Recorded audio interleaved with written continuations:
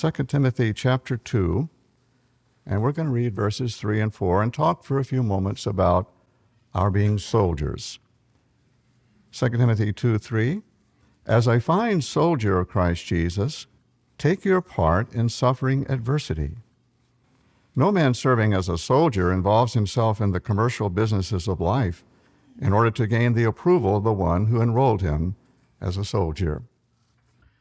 Now, we become soldiers of Christ when we accept Jehovah's arrangements for salvation through Christ Jesus, and we dedicate our lives to him unreservedly for our entire life. We become a soldier. And like a soldier, we know that it's not going to be easy. There are going to be hardships and trials. And yet a fine soldier, his main objective is to stay loyal to his commanding officers and to those who are giving instructions. Now, another aspect of soldiers are that they are identified by their distinctive uniforms or their particular fighting equipment. And that's why it helps to identify who's the friend and who's the foe in the middle of the battle. Their appearance makes that possible.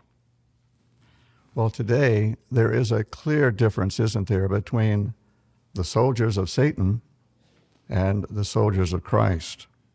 There's great enmity, but there's a sharp contrast in appearance, in attitude, in disposition, in motivation, in conduct. And that's why when we think about that, we think about the contrast between the works of the flesh described in Galatians chapter 5 and those who have the fruitage of God's Spirit. There is such a strong distinction between one serving God and one not serving him. And there can be no gray area here. We're either on one side or the other, correct? For example, suppose that you're a soldier and you're on guard duty, and it's evening, and you see someone approaching, and you cry out, "Halt! Who goes there, friend or foe?" And you hear back, "I'm both." There's an enemy. You can't be on both sides. Usually I find Harold Corkern's talks incredibly tedious and dull and dreary. He isn't the best of speakers. There isn't much life in his delivery normally, making it hard to pay much attention to what he's saying. But it seems on this particular subject of apostates, of the enemy, suddenly he becomes a little bit more energetic. There's a bit of life to him. There's a bit of spring in his step when he is spewing the black and white, us versus them narrative of this group. It's all there on full display in Harold Corkern's morning worship cameo. A fine soldier, his main objective is to stay loyal to his commanding officers. And yet a fine soldier, his main objective is to stay loyal to his commanding officers and to those who are giving instructions. Yeah, Jehovah's Witnesses, you're all soldiers. And what do soldiers do? They stay loyal. They follow orders. You should all be following orders and staying loyal to your commanding officers, the governing body. He even went on to have a pop at the appearance of apostates. Am I the only one who picked up on that?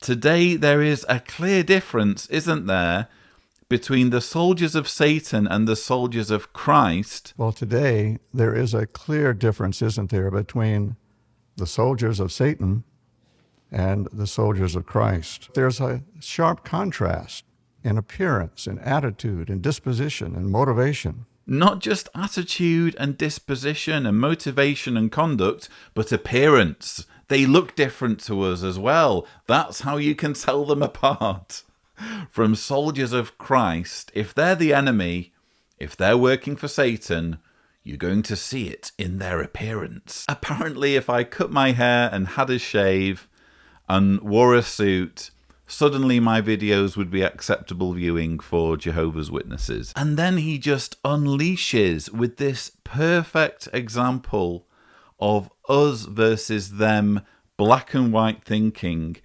There can be no grey area here. because it's black and white thinking. We're either on one side or the other, correct? And there can be no gray area here. We're either on one side or the other, correct?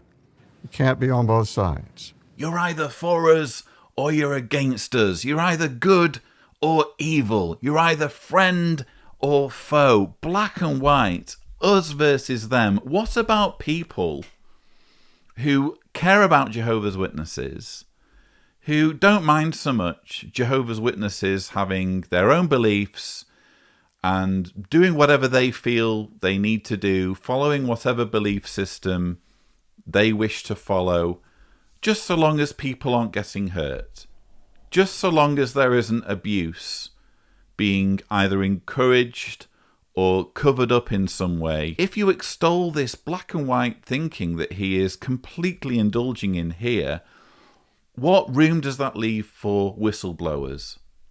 What room does that leave for people in a group where there is harm or there is evil or there is abuse to say, I don't agree with this. We need to change this. We need to do something about this. When you have this black and white, us versus them mentality, any form of whistleblowing becomes impossible and abuse can flourish. Well, we have this matter of unity, don't we? Shoulder to shoulder, side by side. And yet, one of the tactics of the devil is to get us divided and disjointed and fighting among ourselves. To turn the enemy on itself is a very effective war strategy. Now, our brothers may disappoint us, they may frustrate us, they may hurt us at times due to imperfections, but they're not the enemy. The devil and his hordes, those are the enemies. So we don't get to fighting with the wrong person. Again, if you think about it, this leaves absolutely no room for people to raise legitimate concerns, because if you register any form of criticism, you're automatically the enemy, or you're automatically trying to cause divisions. You're making Jehovah's organization divided and disjointed. You're voicing unreasonable objections about the brothers taking the lead and their imperfections. This is classic manipulation from a group that are masters when it comes to crushing any form of dissent and any form of criticism. You're either for us or against us. You're either friend or foe. If you're a Jehovah's Witness, you need to be a soldier, you need to follow orders, and you need to respect your commanding officers. There is no room for anything else.